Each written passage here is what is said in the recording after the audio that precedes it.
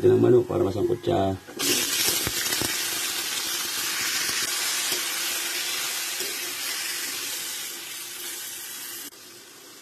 Hingin natin paminta.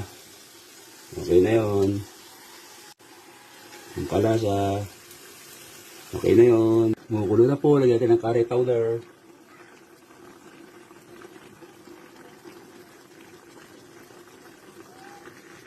Dito po na ilagay ang gata.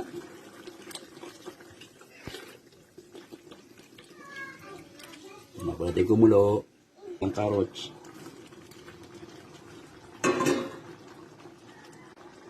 Bigyan natin ng bell pepper para mahaluan natin.